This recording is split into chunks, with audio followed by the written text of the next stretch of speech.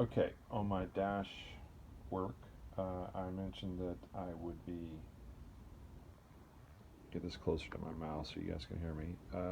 I know I said I was going to take like leftover material from my wood flooring dash, which was, you know, half an inch thick.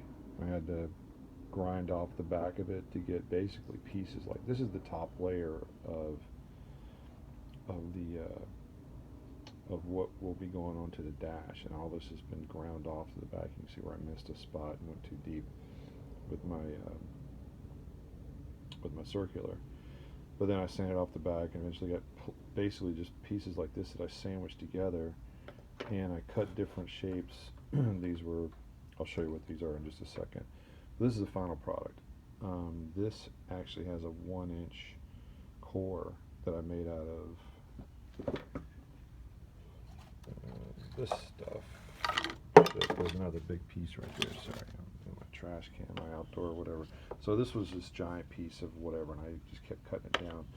So I went to the hardware store, not the hardware, Michael's, and bought this is basswood, whatever. This when I used to build RC airplanes, you'd have hardwood for something, and this would go in the spurs. And so this is a 1/4 inch rod or stock, whatever stock.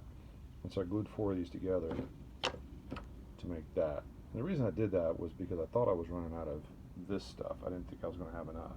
Turns out I had plenty, so I didn't need to do this.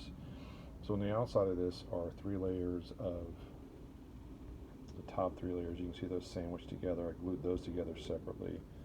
Then I glued those together separately, and then I made these little pieces that fit in the side here.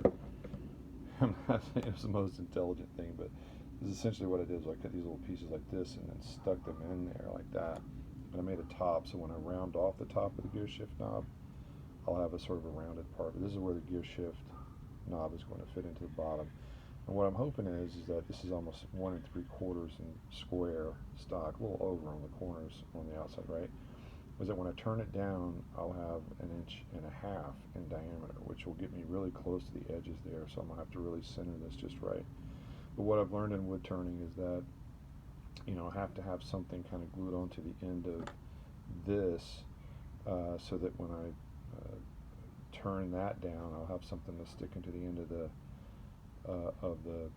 of the clamp. I don't know what to call those pieces anyway. So this goes on the rotating side, and I don't really want to clamp into this because that's going to leave a notch, right?